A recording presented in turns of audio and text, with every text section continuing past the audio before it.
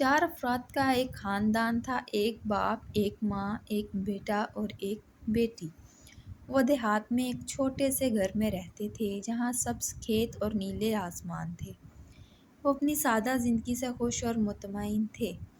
ایک دن باپ کو اپنے چچا کا خط ملا جو ایک دور دراز شہر میں رہتا تھا۔ خط میں لکھا تھا کہ اس کا چچا بہت بیمار ہے اور مرنے سے پہلے اسے دیکھنا چاہتا ہے۔ اس نے یہ بھی کہا کہ اسے ایک راز بتانا ہے، کچھ ایک گمشدہ خزانے کے بارے میں جو ان کے خاندان سے تعلق رکھتا تھا۔ باپ خزانے کے بارے میں متجسس اور پرجوش تھا، اس لیے اس نے اپنے چچا سے ملنے جانے کا فیصلہ کیا۔ اس نے اپنی بیوی اور بچوں کو بتایا کہ جلد واپس آ جائے گا اور اپنا بیگ پیک کیا۔ اس نے انہیں الوداع کہا اور گھوڑے پر سوار ہو کر چلا گیا۔ ماں، بیٹا اور بیٹی اسے بہت یاد کرتے تھے، لیکن انہیں امید تھی کہ وہ اچھی خبروں کے ساتھ واپس آئے گا اور شاید کچھ دولت لے کر آئے گا۔ وہ اس کے خط کا روزانہ انتظار کرتے تھے، لیکن کوئی خط نہیں آیا۔ وہ اس کے بارے میں فکر مند ہونے لگے، سوچتے کہ کہیں وہ محفوظ اور صحت مند تو ہے۔ ادھر باپ اس شہر میں پہنچ گیا، یہاں اس کا چچا رہتا تھا۔ اس نے اپنے چچا کا گھر ڈھونڈا اور دروازہ کھٹکھٹایا۔ ایک نوکر نے دروازہ کھولا اور اسے اس کے چچا کے کمرے میں لے گیا۔ وہاں اس نے اپنے چچا کو بستر پر لیٹے ہوئے دیکھا، زرد اور کمزور۔ ہیلو میرے پیارے بھتیجے، اس کے چچا نے ہلکی سی مسکان کے ساتھ کہا۔ مجھے خوشی ہے کہ تم آئے۔ میرے پاس زیادہ وقت نہیں ہے، اس لیے میں تمہیں وہ بتاؤں گا جو میں تمہیں بتانا چاہتا تھا۔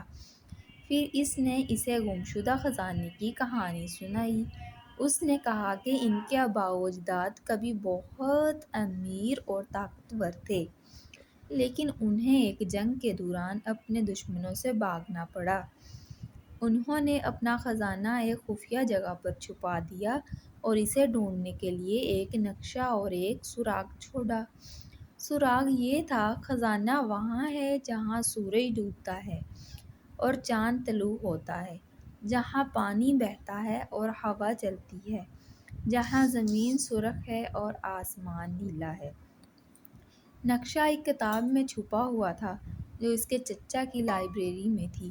اس نے کتاب اپنے بھتیجے کو دے دی اور اسے اندر نقشہ ڈھونڈنے کا کہا۔ یہ کتاب لو اور خزانہ ڈھونڈو، اس کے چچا نے کہا۔ یہ تمہارا اور تمہارے خاندان کا ہے، لیکن یاد رکھو پیسہ ہی سب کچھ نہیں ہے۔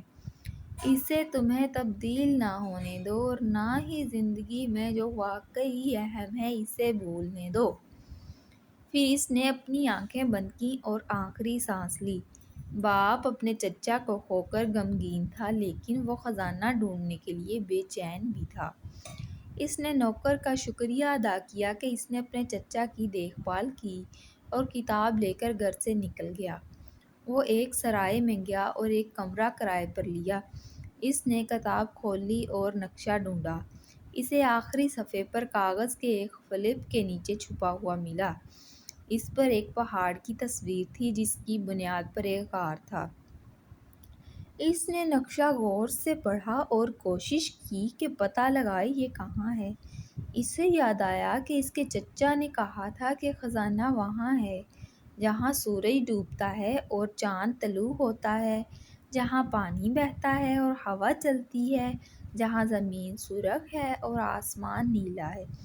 اس نے بہت سوچا اور سمجھا کہ یہ ضرور مغرب میں کہیں ہوگا جہاں سورج ڈوبتا ہے۔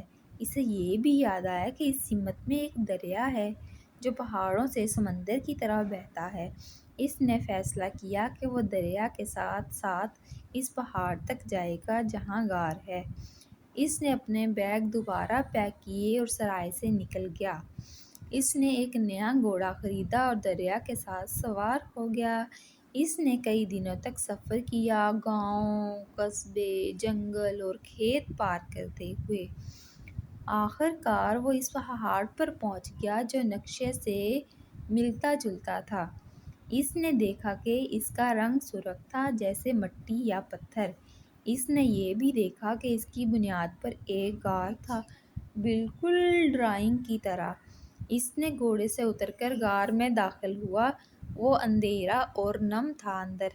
اس نے ایک مشعل جلائی اور اس میں گہرائی میں چل پڑا۔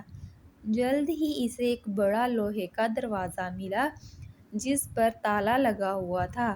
اس نے اسے کھولنے کی کوشش کی لیکن یہ تو بہت بھاری اور زنگ آلود تھا۔ اس نے ارد گرد دیکھا اور پاس پتھروں کا ایک ڈھیر دیکھا۔ اس نے ان میں سے ایک اٹھایا اور تالے پر دے مارا۔ تالا زوردار آواز کے ساتھ ٹوٹ گیا اور دروازہ کھل گیا۔ اس نے ایک طرف دھکیلا اور دوسرے کمرے میں داخل ہوا۔ وہاں اس نے وہ دیکھا جس کی وہ تلاش میں تھا، خزانہ۔ یہ اس کے تصور سے بھی زیادہ تھا۔ سونے کے سکے، جواہرات، موتی، ہیرے، روبی، زمرد، نیلم وہ مشعل کی روشنی میں چمک رہے تھے جیسے رات کے آسمان میں ستارے۔ اس نے انہیں دیکھ کر خوشی اور لالچ کی لہر محسوس کی۔ وہ ان کی طرف دوڑا اور اپنے بیگ ان سے بھرنے لگا۔ وہ اتنا لے جانا چاہتا تھا جتنا وہ اٹھا سکتا تھا۔ اس نے محسوس نہیں کیا کہ اس کے پیچھے ایک اور دروازہ تھا اور نہ ہی اس نے اسے بند ہوتے سنا زوردار دھماکے کے ساتھ۔ اسے احساس نہیں ہوا کہ وہ ایک جال میں پھنس گیا ہے۔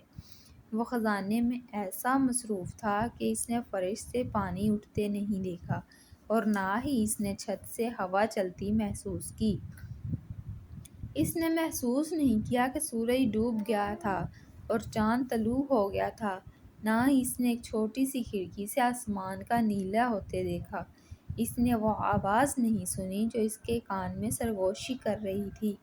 خزانہ وہاں ہے جہاں سورج ڈوبتا ہے اور چاند طلوع ہوتا ہے، جہاں پانی بہتا ہے اور ہوا چلتی ہے، جہاں زمین سرخ ہے اور آسمان نیلا ہے۔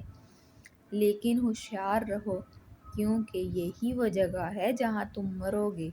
اس نے اوپر دیکھا اور دیکھا کہ وہ پانی سے گھرا ہوا ہے۔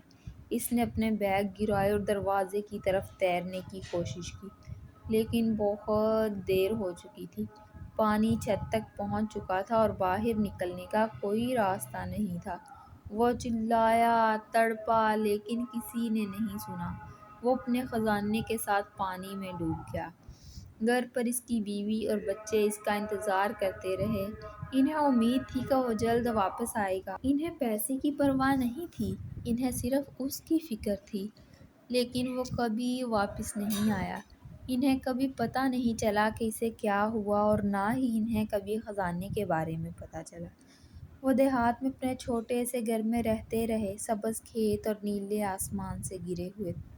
وہ اس کے بغیر اداس اور تنہا تھے لیکن ان کے پاس اب بھی ایک دوسرے تھے۔ وہ اپنی سادہ زندگی سے خوش اور مطمئن تھے۔ تو آج ہم نے اس کہانی سے کیا سیکھا؟ پیسہ زندگی میں سب کچھ نہیں ہے۔ یہ آپ کو خوش کر سکتا ہے لیکن یہ آپ کو لالچی اور جو واقعی اہم ہے اسے بھولنے پر مجبور کرتا ہے۔ اس کے ساتھ ہی ہماری کہانی ختم ہوئی۔ لا لا لا لا۔